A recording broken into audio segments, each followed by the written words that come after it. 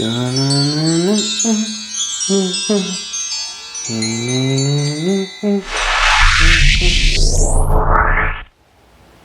you couldn't tell, I live in Florida. You know, Florida's great, but the summers are so damn hot. Everyone just puts up with it because there's an ocean right nearby. The problem is, I hardly even go in the ocean anymore. So I'm gonna make myself jump in the ocean for 30 days because I want to. This is what I looked like before. Maybe I'll be surfing, maybe I'll be jumping, maybe I'll be farting.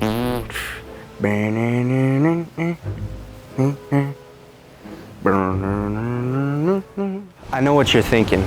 Mitchell, jumping in the ocean for 30 days, can you really even call that a challenge? You're kind of right. It's a pretty easy task. The beach is damn near my backyard. Not actually, I live like 5 minutes. So why would I not do this challenge? Wait, why am I not in the ocean right now? Oh, gotta go. All right.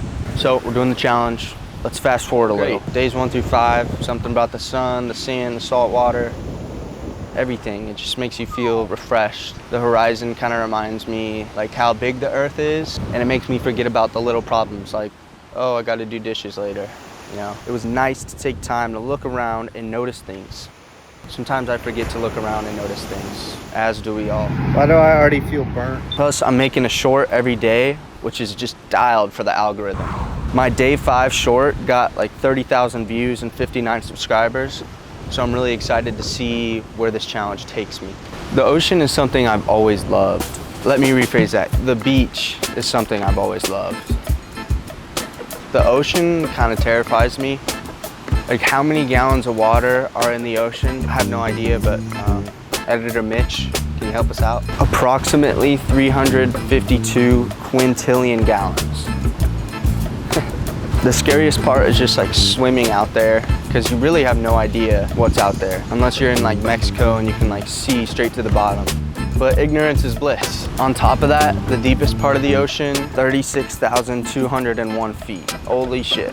Luckily, that's on the Pacific Ocean. I am at the Atlantic Ocean here in Florida, so we don't have to worry about getting that deep. Probably just a couple thousand feet, that's all. These 2 stats alone are a very good reason for me to stay out of the water. You gotta get in the water. Shout out Beachfly, John Damari, what a beast. John gets this challenge. His band is all about good tunes that just make you want to crash at the beach all day. Also, those 2 stats are probably the reason I love skimboarding so much. Oh, what a shredder, dude. It's pretty reassuring knowing that if you fall, you're not gonna get like eaten by a shark. I don't know, it's possible. It doesn't happen much, but it's possible. Growing up, the beach was always my family's getaway spot. I used to vacation with my brother, my dad, my mom. We always vacationed, usually in like Fort Lauderdale growing up. For those of you that don't know, when I was 16, my dad passed. And so I hold a lot of those memories, like even from when I was younger. A lot of my core nostalgic memories have to do with the beach. And it's a comforting place to go because I don't have my dad anymore. So it's nice to kind of, you know, still feel his presence in a way. That's probably what drew me to move here. I came from Illinois, so like I always wanted to live in Florida growing up. The thing I noticed I was doing, I was kind of looking at this as a task. No time to waste. I'm pretty busy. I work a couple restaurant jobs. I mow lawns. I have a sweet, loving girlfriend that I love spending time with. So I'm doing something usually all the time. A lot of these times I was just jumping in to jump in for like 10 minutes and just capturing what I could. It is freezing. There's no one on the road.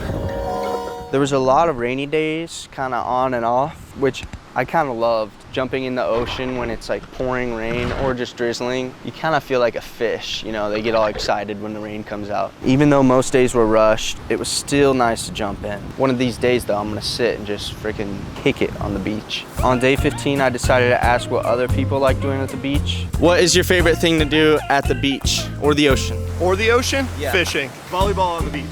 I would say like drinking. Probably football. Oh.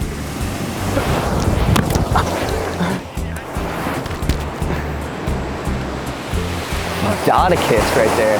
Ooh. Walk in the sand, maybe? I skimboarded, I played volleyball, made a couple friends. Wow, you guys are really good. So moving on, I knew I could coast by and finish the challenge with ease. Good to see you. However, I did my best to switch things up. For example, getting up for the sunrise. This is something I struggle with. I love sleeping.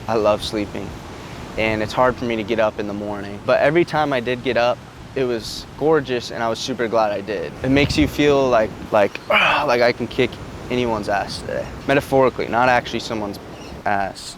I also had a day where I went surfing. Shout out Gia, we made a surfing video together. I'm not really great at surfing. Once again, I'm from Illinois, but I still stood up on a couple, so that's a win for me. Here's a couple clips of my pals doing pretty good.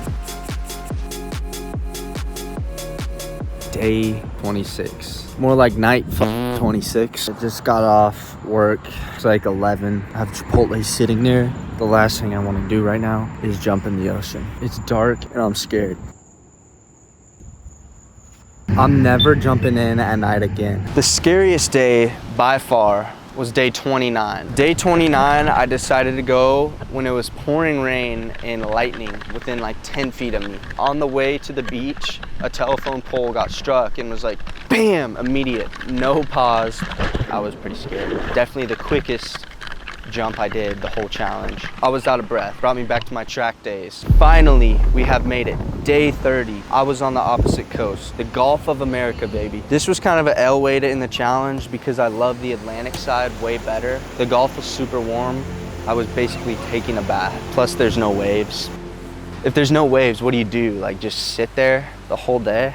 It was still a dub since I was with my family. Subscribe. Gotta focus on the good things, right? Just like that, a month flew by, but still here, thanks to YouTube. At the start of the challenge, I think I expected some sort of noticeable like health benefits or effects, but honestly, I didn't notice much. My skin, I was breaking out. It probably had to do with the reason because I didn't shower the whole challenge.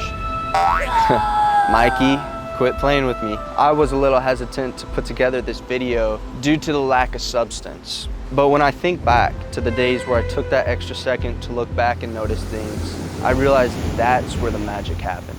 You know, it's not about how many days you can jump in, but rather being present and enjoying the moment on the days you do jump in.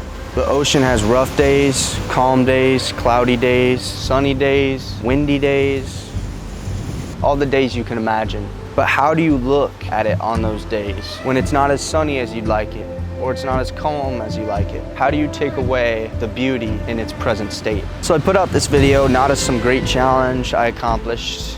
Anyone can really jump in the ocean for 30 days. I put it out as a tribute to the gravitational pull of the waves, the blue water, the ocean breeze, and the smell of the salt water. Those components bring me back to the same moment, a moment of nostalgic gratitude that helps me forget all the nonsense and continue to live my best life. How you doing? No, you're fine. You're all good. Thank you, ocean. Yours truly, Mitchell.